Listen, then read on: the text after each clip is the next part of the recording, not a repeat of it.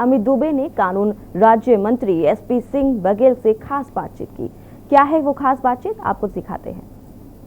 आगरा से सांसद एसपी सिंह बघेल ने आज कानून राज्य मंत्री का चार्ज संभाल लिया। सर, सबसे पहले आपको बहुत बहुत बधाई। धन्यवाद आपका। सर, पहले पुलिस की जॉब में आप कानून की रक्षा करते थे, लोगों से कानून का पालन करवाते थे, आज उसी विभाग के मंत्री, क्या कहेंगे? प्रधानमंत्री जी का, नड्डा जी का, गृह मंत्री जी का, अमित शाह जी का, शीर्ष नेतृत्व का, नीति निर्धारकों का आभार प्रकट करना चाहूंगा कि इतना बड़ा बीजेपी का बहुमत है और तमाम सहयोगी दल हैं, उसमें इस मंत्रिपरिषद में मुझे शामिल किया है और जिन अपेक्षा उम्मीद आकांक्षाओं को लेकर प्रधानमंत्री जी ने विश्वास व्यक्त किया है, हम अपने कैबिनेट मंत्री श्री किरण रिजिजू साहब के साथ टीम स्पिरिट से काम करते हुए उनके विश्वास को पूरा करने का काम करेंगे। सर, एक सवाल हमेशा उठता है, तमाम कानून बने, इम्प्लीमेंट नहीं होता, कोर्ट में केस जो है वो लंबित रहते हैं, जल्द से जल्द नहीं सॉल्व होते, इसे लेके भी क्या कुछ आपके जहन में चल रहा है? क्योंकि आप कई सारे सजेशन पहले भी देते रहे। व्यवहारिक रूप से ये देखा जाता है कि कई बड़े कांड हुए, जैसे बेहमी कांड, रास्ता कांड जो मैं यूपी को देखा करता था, उसमें कई बार ये हुआ कि वादी डेथ हो गई है, अभियुक्तों की डेथ हो गई है, फाइनलाइज नहीं हुआ। कारण बहुत से हैं उसके, मुकदमों की बढ़ती हुई जनसंख्या भी है, मुकदमों की भी ज्यादा है, इसके बाद समय पर पैरवी नहीं है, वादी रिपोर्ट लिखा देता है, फिर तारीखें लेने में लोग ज्यादा विश्वास करते हैं जबकि जल्दी नहीं निपटाते हैं। लेकिन आप ये देख रहे होंगे कि कई जो बड़े कांड हुए हैं फास्ट ट्रैक कोर्ट के साथ, मेरे संज्ञान में ये भी आया है कि महीने भर के अंदर फांसी भी हुई है।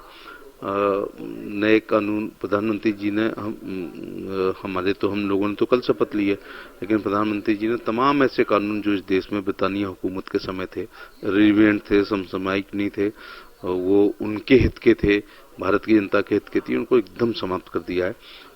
संशोधन हो रहे हैं, सुधार हो रहा है, एविडेंस में भी कुछ चीजें शामिल हो रही हैं, आईओज स्मार्ट हो गए हैं।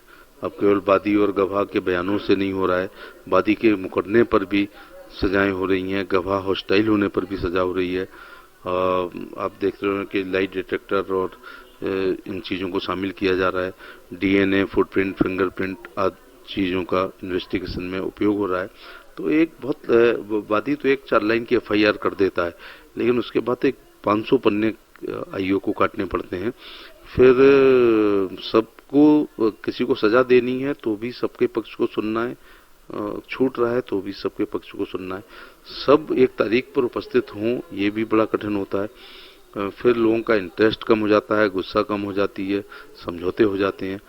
तो ये भी एक लेट है, लेकिन हम लोग प्रधानमंत्री के नेतृत्व में कोशिश करेंगे कि जनता को जल्दी से जल्दी, वादी का हित सर्वोच्च कार्य है, उसको जल्दी न्याय मिले।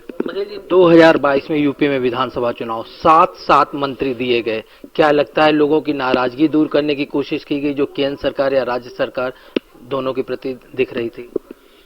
नहीं, 19 में दोबारा माननीय प्रधानमंत्री जी ने शपथ ली, जो मैं अक्सर बचपन से देखता आया हूं कि साल भर में एक विस्तार होता था, देश दूसरी परिस्थितियों से गुजर रहा था तो 2 साल में होगा। अगर ये 20 में होता तो क्या आप यूपी का जिक्र करते? तो आप निश्चित तौर से कहते कि ये बिहार बंगाल को मद्देनजर रखते हुए 4-6 महीने में हो जाता तो आप कहते दिल्ली राज्य को देख करके हुआ है। ये टाइमिंग है, संयोग है कि उत्तर प्रदेश के चुनाव की पूर्व बेला पर, संध्या पर ये चुनाव हो रहे हैं, लेकिन 22 करोड़ की आबादी वाला देश है, 8 हरियाणा के बराबर है, दुनिया का 7वां राज्य उत्तर प्रदेश है, जहां हम बात कर रहे हैं यहाँ से 5 किलोमीटर दूर यूपी गेट है।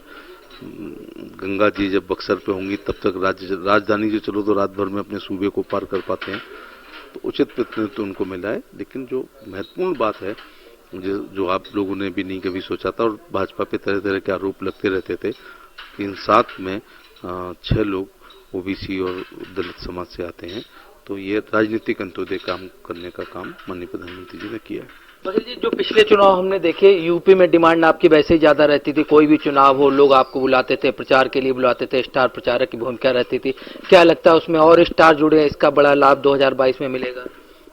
मैं देख रहा हूँ कि 22 साल पहले मैं सांसद हुआ था, 23 साल पहले, उसके बाद देख रहे हैं कि प्रत्याशी लोग मांगते हैं, डिमांड करते हैं, और पिछले 3 चुनाव में भारतीय जनता पार्टी में 14 लोकसभा, 17 विधानसभा और 19 लोकसभा में 7 राउंड में पार्टी ने इस लायक मुझे समझा कि 7वें राउंड में स्टार प्रचारक रखा है।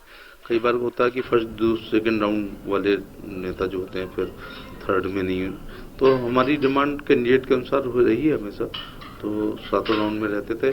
अब ये जो एक और वजन पैदा किया है प्रधानमंत्री जी ने, तो उसका प्रतिफल देने का प्रयास करूंगा।